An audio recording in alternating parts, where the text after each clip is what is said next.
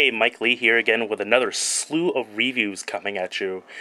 Starting off my slew of reviews is going to be Transformers RPM Speedstar Stealth Force Gears.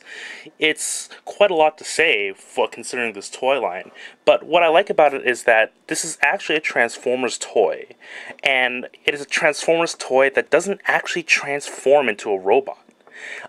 This is Autobot Gears, and you can see that he's much different from his deluxe version in the Revenge of the Fallen line. He is still an SUV, but there's some notable differences, mostly that this version is much larger, longer. Well, he's much longer than the deluxe version. I don't have the deluxe version on hand to show you right now. But as far as sizes go, this is the middle size of the RPM Stealth Force line, which I believe is approximately the deluxe scale of this particular toy line. He's really well detailed for a blue SUV. He's got the Gears he's got the Gears paint job on him, as well the deco on him, just like the deluxe transforming version does, including the Autobot symbol on the front, surrounded by the gear, and the one on the rear.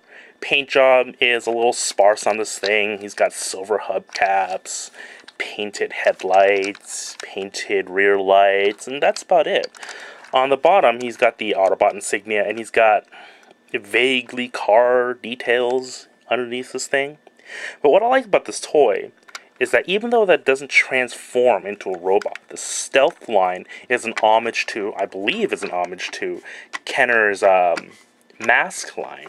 Now, I think kids in the 80s will remember Mask as those cars that transformed into these crazy combat vehicles, like a bike that turned into a helicopter, trucks that turned into boats, and all that stuff. Well, the Stealth Force line does a similar thing.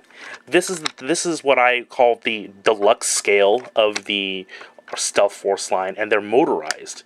And all it takes is that there's this button right here, as you can see, that when you push this button, it transforms. Awesome. Even though it's not a transforming toy, this is amazing. I love this. Not only when you press this button, a whole slew of weapons pop out. Missiles in the rear, these hedgehog grenade launchers, these guns on the side, guns that pop out of the hood, a gun here, missiles here, and this big ass cannon that actually comes out of the hood that does shoot a missile. Now, it comes with 2 missiles in the package.